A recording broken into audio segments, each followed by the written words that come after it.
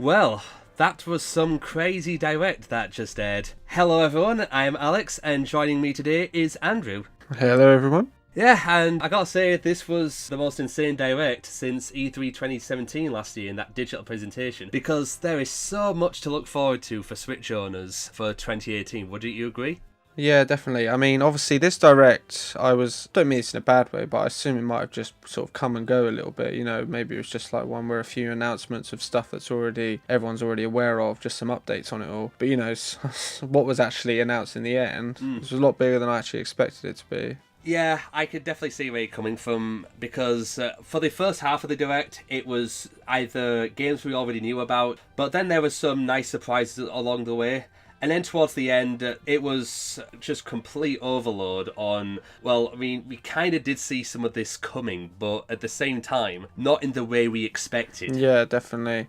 But before we get ahead of ourselves, let's start off by saying that the 3DS is not dead yet. I didn't think, obviously, the 3DS was dead like now instantly, but I didn't think it had an awful lot of time left, and especially as the Switch is obviously sort of combining both home and handheld formats in a way, I wasn't sure obviously how much longer the 3DS would last with that in mind, but obviously we can tell obviously that's not the case at this point. It's doing quite well still. I'd agree, because after Detective Pikachu, which is out in a few weeks this month, I didn't think there was going to be much for the 3DS aside from third-party offerings. So I wasn't expecting another full WarioWare game, the first proper one we've had since 2007's Smooth Moves, because afterwards we got DIY, Snapped, and Game & Wario, which weren't fully WarioWare games compared to Smooth Moves and what came before it. So it's really nice to see the franchise remain relevant, especially on a console that is yet to receive one. Yeah, definitely. Yeah, because at the time when the 3DS was revolving its gimmick around the 3D, you'd think it'd be like WarioWare 3D or something, but no, it's WarioWare Gold. And it's sticking to what works best with the console's strengths, not just in the 3D, but on the circle pad or what works as ideas on their own as micro games.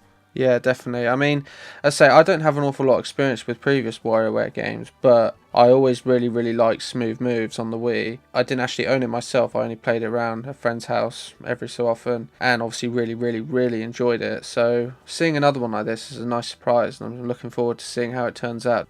Well, same here, because I'd argue that Smooth Moves was one of the very best uses of the Wii Remote in the entire Wii's life cycle, so I expect a lot of fun to be had with WarioWare Gold, which is out this August, which is quite far, but we haven't got too long to wait in comparison to the rest of the software, which the next one that was shown was, well, I mean, we had Dylan's Rolling Western, but I haven't really played those games that much, so I haven't got too much to say, other than, you know, it looks cool and good for the fans of those games. But the next thing that got announced was Luigi's Mansion being remade.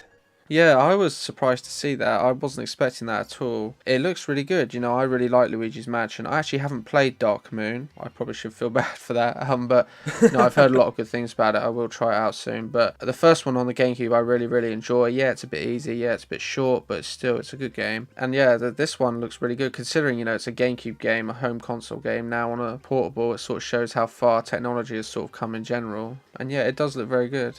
Home console experience on a handheld. Well, we've gotten very far with it now, with the Switch. But yeah, Luigi's Mansion on the 3DS, I'd say makes quite a bit of sense, because with, I mean, I don't know who's developing the remake, but if it is Next Level Games, then I have a feeling that they might have reused the assets from Luigi's Mansion and Dark Moon, so that it would be a bit easier for them to release some content for the 3DS, whilst giving the fans something to hold them over, whilst, you know, if they don't have a Switch or if the fans of Luigi's Mansion.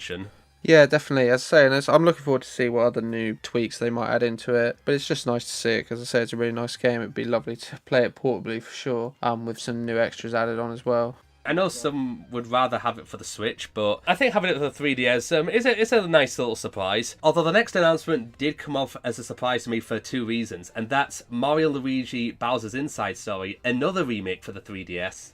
Yeah, I wasn't expecting that at all. I don't have a lot of experience myself with the Mario and Luigi games. I did play them a bit when I was younger, but again, it was mainly borrowing it from friends. But obviously, from what I did play, I really liked. And seeing this sort of remake, the same with Luigi's Mansion, really was something that was really at the back of my mind in terms of what I would see, and something I never would have ever guessed at all. What I did see, obviously, it looked good, like definitely.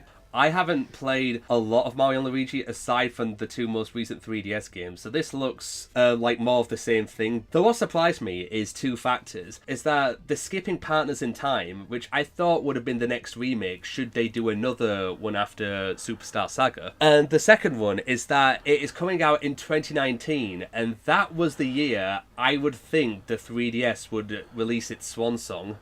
Yeah, no, definitely. As I say, I thought the 3DS would really be dying off maybe later this year, and I'm not saying I want it to, but obviously, especially as I've said before, with the Switch combining both handheld and home console into one, essentially. But, the fact that, as you say, it's coming out in 2019 shows that obviously it could still potentially have quite a decent life ahead of it. It had a rough start when it came out in 2011, but since then it has become one of Nintendo's most successful handhelds, so it's not a huge surprise that it's still doing so well. Yeah, I mean, seeing the 2019 release date leads me to think that there is maybe a bit more planned for the 3DS that year. Maybe not as prominent as we've had for the past few years because of the Switch, but something instead of nothing at all as we thought after Detective Pikachu this March. Yeah, definitely. I mean, I know I have seen some people after the Nintendo Direct ended, there were a few people popping up on Twitter who were a bit upset maybe that the 3DS is only getting these remakes, which obviously isn't everything it'll be getting soon, but it made people sometimes think that,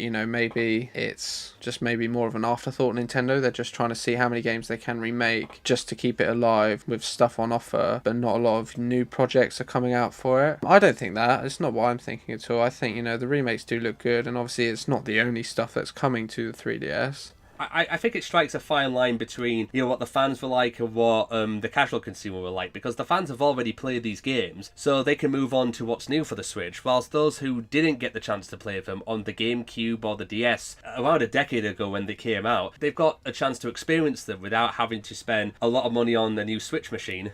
Yeah, exactly. That's fair enough. I think for these hardcore fans, as we put it, I think there's still the charm of obviously they will have these new elements to them. They're not just direct ports. They're not just, like virtual console downloads. They are like remakes with new stuff added in. So, and there is also just the charm simply of obviously just playing it portably. So it's not like the fans who are familiar with those games have nothing to look into when playing them, because both remakes should have something that hardcore fans of those games should enjoy or like to compare when they look back on the games they enjoyed so much. Exactly, yeah, and obviously I think that would be a huge appeal. So it will make it appealing. Obviously, a lot of people think, as you say, casual audiences might find it more appealing because it might be new to them, not games that they've played before. But still, there's still room for more dedicated fans to get interested due to obviously the new stuff that might be being added, and also just the charm, as I say, Luigi's Mansion now being portable. Obviously, I know people really want to see virtual console stuff on the Switch, so GameCube games on there. But for now, I say it's a decent sort of result. Luigi's Mansion now portable, quite a good perk, I guess, for lack of a better term. When speaking of portable, then we are now moving on to the Nintendo Switch, and it's gotten quite a lot of software and ports to look forward to. I'm really pleased to see it, obviously, because the Switch, after the Wii U failing, even though it had, obviously, its decent elements, it's really nice to see the Switch doing so well commercially, and Nintendo making use of that by really keeping up with its library, not, releasing a few good games, then just ditching it for a while, hoping sales just continue as normal.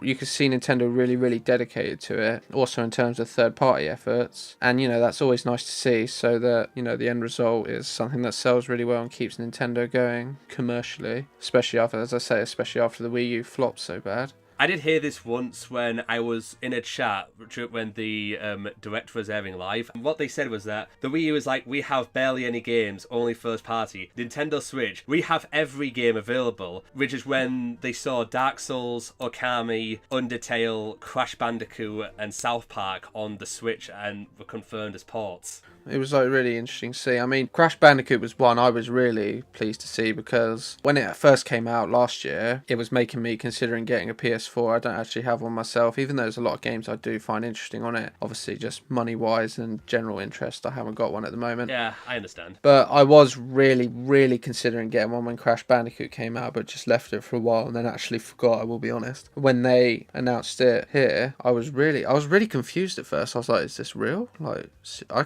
No, not as in I thought it was fake, but I was like, well, I don't understand what Nintendo are getting at here. Is it going to be a remake of it? Is there going to be a sequel to it across all consoles? But then when it was announced, like, oh, it's being ported. I mean, it is coming to the Xbox One as well, so it's not just the Switch that's getting it, the Xbox is getting it, so they're sort of moving it across all systems now. But it's just really nice to see it, and obviously the Switch, as I say, has that charm where you can actually play it portably as well. Yeah, so that's a nice extra bonus.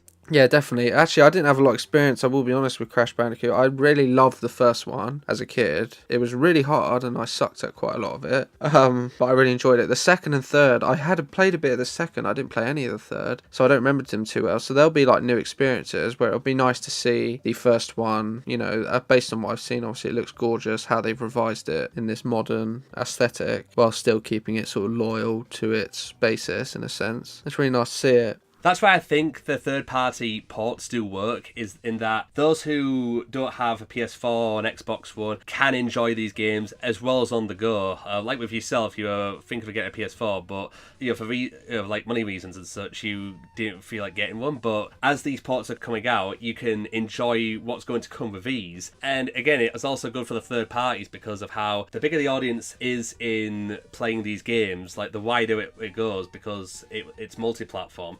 Again, the more sales can drive in, with the Nintendo fans and so on. And it's what as well helps Nintendo get third-party support is when their console sells well. The Wii U sort of, a lot of third parties weren't interested. I mean, to be fair, there wasn't a lot of third-party support from the get-go, but obviously it died off quicker and quicker because the Wii U was just such a bomb. Companies obviously didn't really want to bring their games to it just to have them not sell at all, basically. It's nice, obviously, the Switch being successful is now getting this sort of support as well.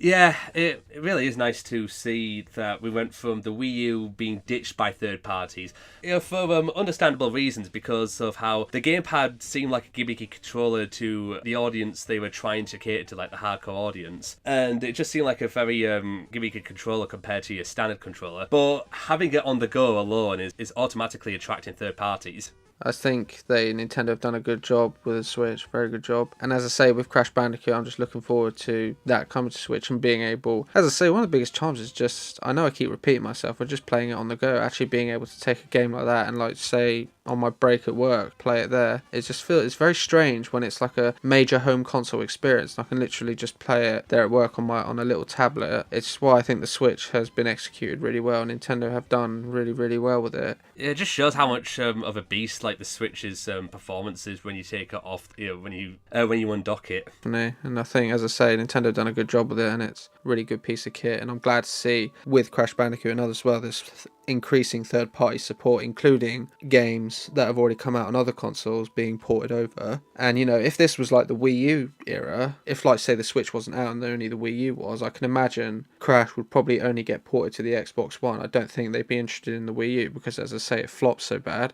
It's also gotten to the point where even Dark Souls Remastered has its own amiibo that's going to be released alongside of it, which I don't think a lot of us saw coming, because Dark Souls was a series that was very popular on other platforms already. So now as it's reaching to the Nintendo audience, even amiibo figures are reaching out to it to show that even fans of who played those games not only have exclusive features to look forward to for the Switch version, but then you've also got exterior NFC functionality like the amiibo to make something new of it for those who are familiar. Yeah, exactly. And it's good to see that. Obviously, Amiibo's been a massive money-making machine for Nintendo in a sense. Yeah, I can agree with that.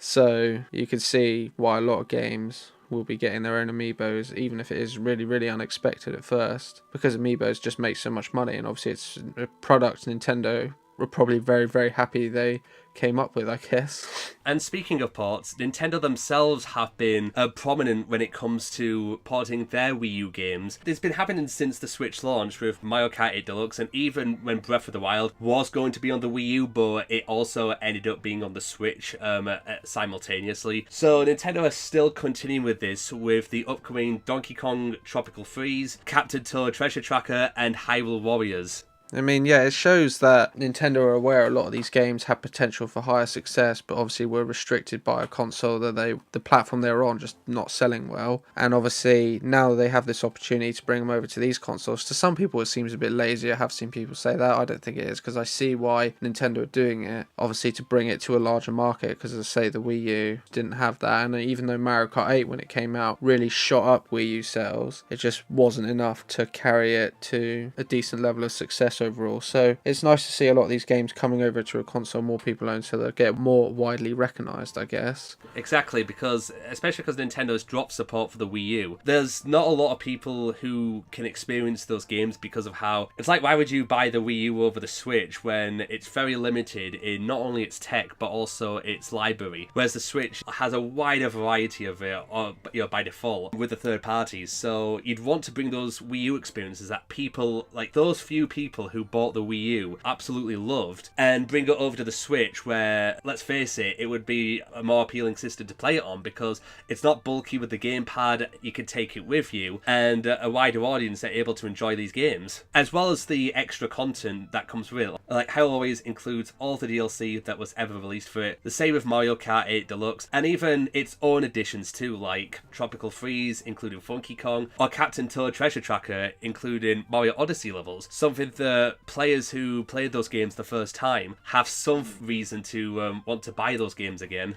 Yeah, exactly. I think one of the biggest ones as well was the fact that Mario Kart 8 Deluxe, obviously back April last year when it came out, obviously had a revised proper battle mode that everyone really, really wanted. And I think even fans of Mario Kart 8 who had played it for hours and hours and hours on end were still really hyped for the Deluxe simply because of that, essentially. It's stuff like that that makes these games more than just lazy ports, essentially.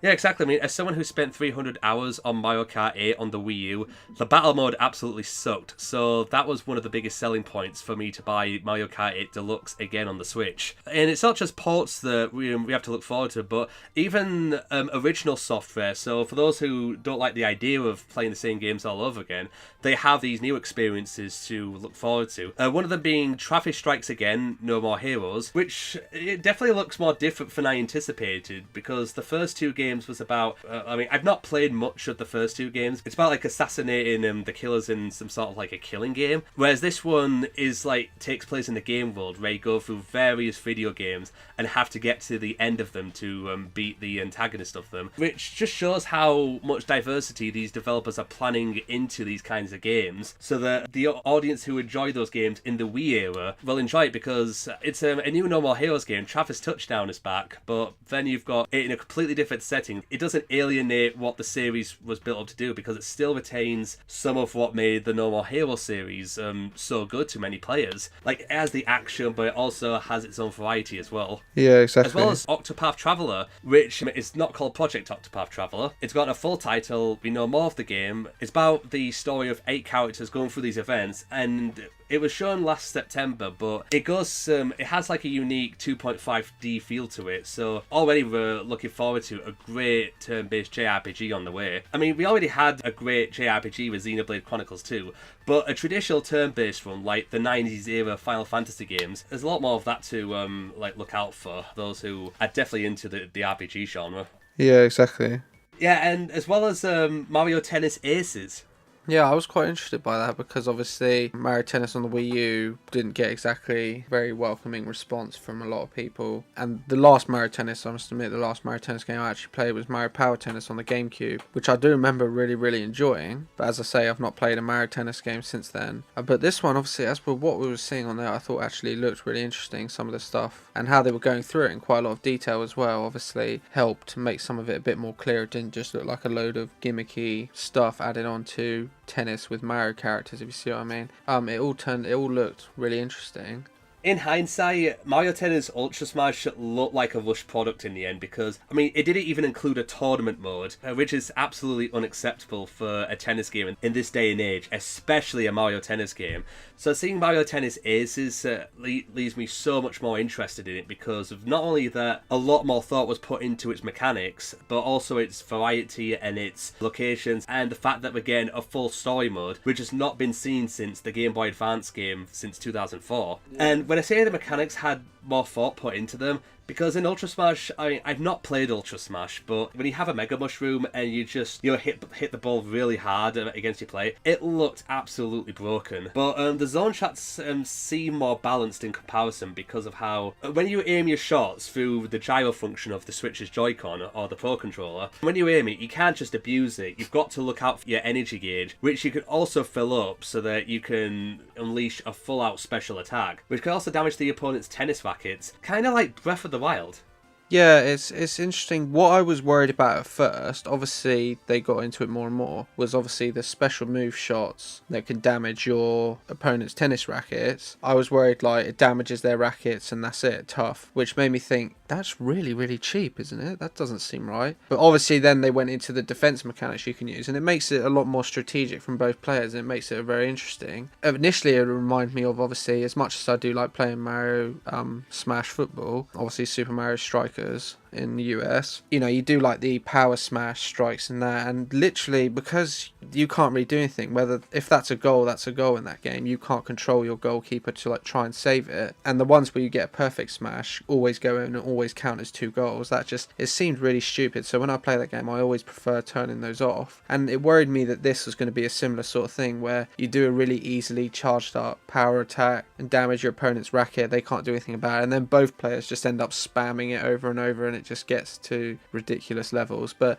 the fact that there's strategies that they went into of how you can block it and other things you can do as well made it seem a lot of more thought went into it, and not just, you know, gimmicky special moves just because it's a Mario game, if you see what I mean. Yeah, exactly. Obviously, you can turn those off for those who just want the traditional tennis experience, but for those who want it to be like the over-the-top Mario sports games we all know and love, this one seems to have the most depth when it comes to its structure. Yeah, definitely. As I say, I like the fact as well, as you say, they allow you to obviously turn it off. I'm not saying it looks bad or anything, but it's always good to obviously have the chance just to have the traditional sports experience with Mario characters. And it's similar, all Mario sports games have done that really, and it's really nice to see. But this, as you say, this one definitely has a lot of depth behind the special moves in question, all the stuff you can do with it. And it looks like a lot of more thought has gone into it. It's almost like Nintendo, the exact opposite of Ultra Smash, which to a lot of people, as I say, pretty much had absolutely no thought put into it, was rushed out as quick as possible. You can tell it was rushed out because of not only the lack of mods, but the Wii U was failing, so we need some Mario sports game to be out as soon as possible to like get as many sales as we can for this dying Wii U. Yeah, it's like with Animal Crossing Amiibo Festival. We need to make all these Animal Crossing Amiibo to get as much sales as we can, and the end product didn't end up being good.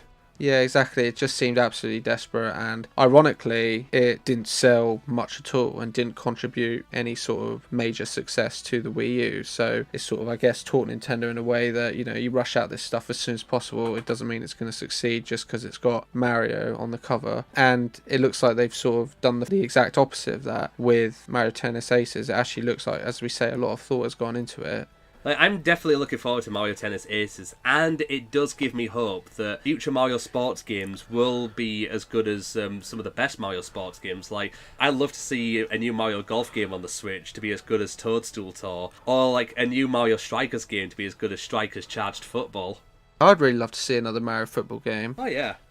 It's just, you know, I really like playing Mario Smash Football still on the GameCube, and Mario Strikers Charged Football on the Wii. I actually don't own it myself, but I did play it a lot when I was younger, and I really enjoyed it as well. I'd really like to see another Mario football game. What makes this really nice though is that, unlike the Wii U, when, well, no matter if you made the best game on the Wii U, it's not going to save the console because of how badly marketed it was. Whereas with the Switch, it feels like the developers of these games can try really hard to make it as fleshed out as possible in this highly successful console we've had so far.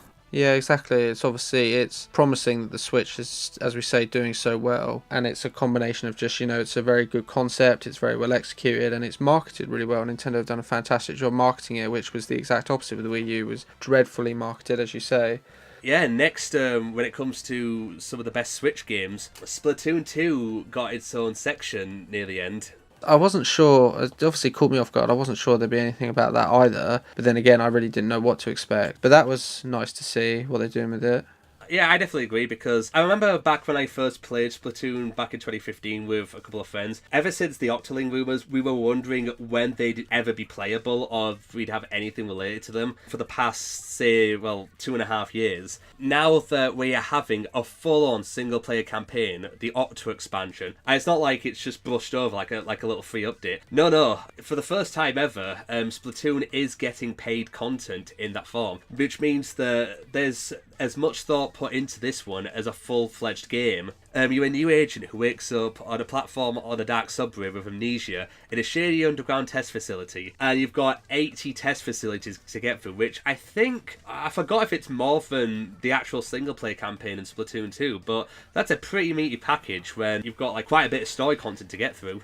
Yeah, exactly. I think what other thing it shows as well, it sort of shows us how far downloadable content has come. You know, as I say, about a decade ago, used to it just being downloadable levels and new levels, you know, new stuff like that, new characters, new weapons or whatever. And now, you know, we've got DLC that's basically a new full-on campaign. It's actually really impressive to see stuff like that, and it's really good. I was really interested by the trailer. Splatoon 2 I do like a lot. As I say, I didn't play the first Splatoon, but I really enjoyed Splatoon 2 on the Switch. Still do. Obviously, playing online is good fun, so I'm looking forward to seeing what the new campaign will have in store, really. Yeah, and what did you think of the single player of Splatoon 2? I really enjoyed it, yeah. I can't say I found most of it. Some of it I did find a bit forgettable, I will admit, but in general I did really enjoy it, and it felt really unique to me because, as I say, I didn't play the first Splatoon, so whilst I knew what it all was, etc., and I understood the basic concept of it, I wasn't overly familiar with how it plays and certain stuff like that. So I guess as it felt really fresh to me, it had a nice effect overall as well, I think. And in the end, yeah, I really did enjoy it.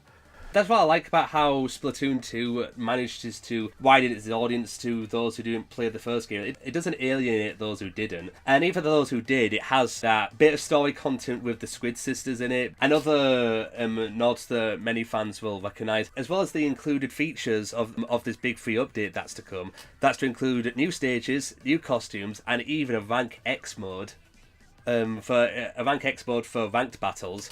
Because before, the highest rank you could get was S+, but here, Rank X, that's where I feel that maybe the competitive scene of Splatoon's getting really, really high up now. Yeah, I've noticed a lot. It's definitely, in terms of conventions and like gatherings for playing it, I've noticed it's arguably one of Nintendo's most competitive now. Sort of almost, I would say, even though it's not as commercially high, I can't think of the right term, because obviously I'm not going to say it's not commercially successful, but on the sort of scale of Mario Kart's obviously sells truckloads every time it comes out and has that real competitive vibe to it. But I think Splatoon is arguably rivaling that quite a lot now, considering how many sort of gatherings you see for playing it and competing and stuff like that. It's quite remarkable, I guess. And after the details of Splatoon 2 ended, we got a video to end the Nintendo Direct with the original Inkling boy and girl from the first Splatoon game. You know, just to cap it all off and all, which was really nice. But let's face it, we all know why we freaked out in this Direct. Yeah, the sad thing is it didn't have the same effect on me, because I did, basically, the guy said at the end, I'm not good with names, I can't remember his name, but said that's all for today's Nintendo Direct, and I was actually staying up a bit late. I did have to get up very early the next day, go to work. So after he said that, I literally like closed it and said, I'm going to go brush my teeth, go to sleep. And then I came back to my computer, and then I just saw, obviously, you on the messaging saying, oh my God, loads of random letters. And I was like, oh no, what have I missed? And even after it ended, the Direct wasn't available to rewatch straight away. It did take quite a while, so I couldn't go back on and watch it, so I had to like find it. And then obviously I saw it was Smash Brothers. I sort of rewatched the trailer, not in very good quality, just people like filming it, and eventually I found a decent quality of it, and I was really impressed by it. And yeah, the thing is that when it came to past Nintendo Directs, I've learned not to click out until like the video cancels out. So I just thought, okay, maybe I'll watch and see, okay, are they going to announce anything Splatoon related, or something, you know, that's quite new to the game or something. But then when it faded to black, I was like, okay, what is this? And then I saw the flames reflected on the Inkling girl's eyes, thinking, wait, what is this? And then, like, when I saw the Smash Bros. Logo, I completely flipped. I was literally screaming, like, from the top of my lungs, thinking, oh my God! Is this real? I can imagine, yeah. Like, if a Super Smash Bros. For Switch was to happen, that I said to myself months ago, years ago even, I said that the Inklings was my most wanted Nintendo characters to be in the next Smash. And when I saw that, I had no words to describe it, and It's really good Nintendo obviously went with that, because the Inklings seem obvious ones to put in given the sort of nature of Splatoon, how it plays multiplayer, etc. So I think the Inklings, especially as now they're becoming a real popular franchise for Nintendo, it seems obvious to put them in, so it's obviously good they went with that decision as well. That's why I freaked out in front of you on the messenger board. I mean, if they could get Mario Kart 8 Deluxe, I think it was guaranteed they would make it into the next Smash Bros. Pretty much, yeah. When I was just like gushing over the Smash Bros logo just in flames, I didn't even pay attention to the character silhouettes. Like when I was like going through other people in the messenger, I was just thinking, oh yeah, Breath of the Wild Link is in Smash Bros. Like, wait, what? So I just rewatched the trailer and like saw the silhouettes of Mario and then Breath of the Wild Link. I was like, I have a lot of questions. Is this a new game or is this a port?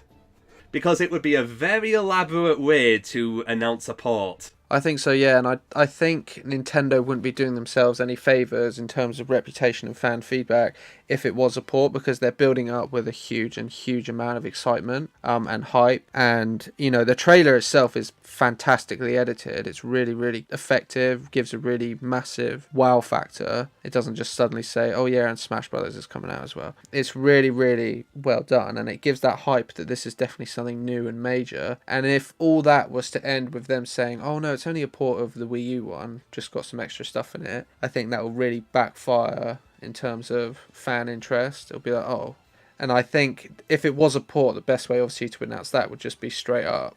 So the way it's being announced so effectively, you know, I feel definitely sort of shows that it's a new product overall. And also just shows that they haven't lost their luster when it comes to hyping up Smash Bros. Like Smash Bros. Wii U, because for several years when Smash Wii U was in development and when the hype period began, we were always speculating new characters. We were always getting excited for new characters, and that is why a Smash Bros. Game always feels like an event to me. So to see that and to get that same excitement like I did when Bayonetta was first announced, it just shows that they haven't lost it when it comes to regaining the hype, and that's why, you know, I have such eager anticipation for what is to come. Like, if it's going to even be a port, or let's say like Super Smash Bros. 4.5, or if it's just going to be a new game. And I also partly say if it's a new game because I have many questions, such as if Namco Bandai is getting involved, or, well, recently I've heard that Sakurai is involved, but he's working on the game in silence every day, which leads me to think that he's working as a supervisor and consultant and not a director because of his past statements about how stressful the game was to make. No, yeah, that's all fair enough. And I say there's a lot of... It's difficult for people to fully say at the moment because, you know, Nintendo, I don't think they've outright confirmed whether or not it's a port. But I would say, I think pretty much it's not, to be honest. For the simple fact, as we say, it's built up with so much hype that it would just seem strange for it to end as it just being it's a port with some extra stuff. Yeah, and it's not just the Inklings and the Smash logo that was the noticeable parts of the trailer, but also that we got silhouettes of numerous characters, you know, which has caused a lot of speculation the hours after this aired on who's going to be in the game. And so far, you know, some have formed it so that it looks like Bowser, Pikachu, Donkey Kong are going to return. And one that's interesting is that Mario in one silhouette has like a lump in his hat which looks like it's Cappy from Super Mario Odyssey. And combine that with Breath of the Wild Link leads me to think that it will be a new game, but it's just going to build off the Super Smash Bros. Wii U engine, and include stuff like Super Mario Odyssey content, like stages and music and so on. Yeah, definitely, and obviously I look forward to it. You know, Smash Brothers always is, you know, arguably one of Nintendo's most popular franchises, alongside Mario Kart, essentially, in terms of like opens up a lot to casual audiences as well. It's always, Nintendo always build it up with such hype because they know obviously the reputation it has, and I'm really obviously glad to see another one coming. Also, they'd be silly not to make another Smash Bros. Because in contrast to what Sakurai says about if there'll be another Smash Bros. Game, it is one of the biggest money makers for Nintendo. Like, everyone would buy a new Smash Bros. Game on, you know, every time a Nintendo console gets released. So it wasn't a fact of if it will happen, it was a fact of when it would happen. Yeah, exactly. And especially with the Switch doing so well, the Wii U was pretty much a flop, but Smash Bros for Wii U still came out. It's still sold quite well, and it's still sort of helped bolster the Wii U in terms of sales just a little bit, but obviously not enough. But obviously the end result was still fantastic. So definitely, if the Switch is doing well, it's a case they would always make one. It was always going to come at the end of the day. Yeah, so like overall, I think that it will be. I mean, I don't know if it will be a game that was made from scratch, but I think it will be a new game. With maybe it might even be a soft reboot to Super Smash Bros. By how the silhouettes look. But I think that it will build off the Super Smash Bros. Wii U engine and maybe like go in a different direction, or maybe go like through a different tone, that sort of thing. Yeah, I'm definitely interested to see what the final outcome will be. The trailer, as I say, I really, really love the trailer. It's fantastically edited and created, and the way it builds up high and sort of makes you think at first, as we say, that it's this other Splatoon feature or something, or perhaps just like a closing video to the direct itself. But then obviously it suddenly twists it to it's really, really effective and really well done. It's so well done. It fooled you into clicking away from the direct. That's how good like these character trailers are for Super Smash Bros. In general. And honestly, it was such a fantastic way to end this Nintendo Direct. Yeah, which overall, I have to say, was pretty well done. Yeah, definitely. And obviously, I didn't expect an awful lot from it. Not as in I thought anything would be bad, but I thought it would just be a few new updates on stuff already. But obviously, including all the stuff we've talked about that really surprised me. Especially, obviously, one thing I really liked was seeing, obviously, as we say, Crash Bandicoot coming to the Switch as well. Obviously, the fact that it ends with a new Smash Brothers being announced is quite a big thing. They proves Nintendo are doing a really good job, I think, at the moment, marketing-wise. And obviously, happy to see that. Yeah, defo. My highlights for this Direct was just seeing that the 3DS isn't dead with a new WarioWare game. The new Switch games look unique and fun, like Travis Strikes Again and Mario Tennis Aces. The Splatoon expansion looks like an absolute treat, being a huge fan of Splatoon 1 and Splatoon 2. And that Smash Bros. Ending, oh, I am not going to live that down. At least when it comes, like, when I think back to Nintendo Directs, I'm going to think of that as, like, one of the best ways to end a Nintendo Direct. Yeah, it was fantastic overall. I mean, even without it, it was still a pretty good Direct because it consistently, game after game after game, it had some nice surprises, or it had stuff that I was absolutely looking forward to. Then when it ended there, now I mean, the Nintendo Direct has done its job by hyping me up all over again for what's to come for the Switch in 2018.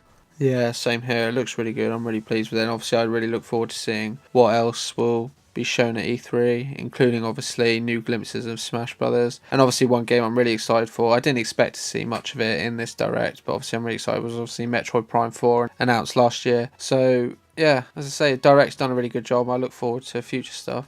Yeah, I mean, these Directs do contain good surprises because of how, before this Direct, I was just expecting more information on Kirby Star Allies, more information on Detective Pikachu, and maybe just a few surprises.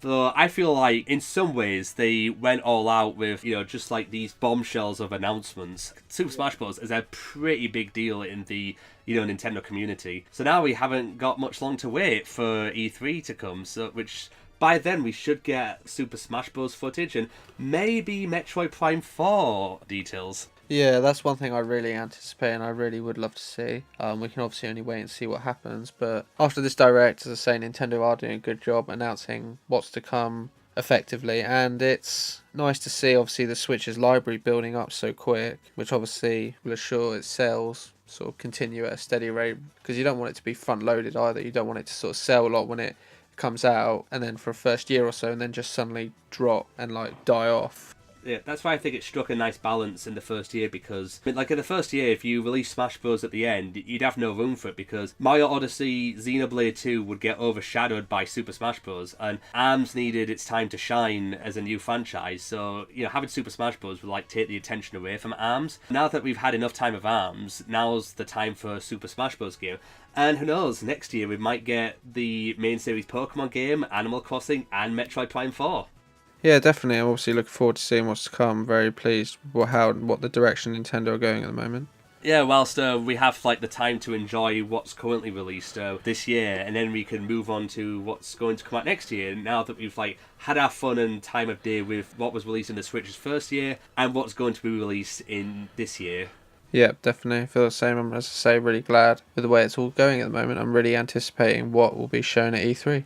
Well, it was great to have you along, Andrew, to discuss this Nintendo Direct. All right, thank you very much. You're welcome. And with all these Switch games announced and to hype us all up, I will be releasing the top 10 upcoming Switch games of 2018 to showcase what to look forward to the most for the Switch in 2018. As well as for new Switch owners to find out what there is, because some of the games on my list weren't even on this Direct. As I say, there's still quite a lot of good stuff coming out soon, so it shows the Switch is doing really well, and I'm pleased to see Nintendo working really hard on building its library at a steady rate.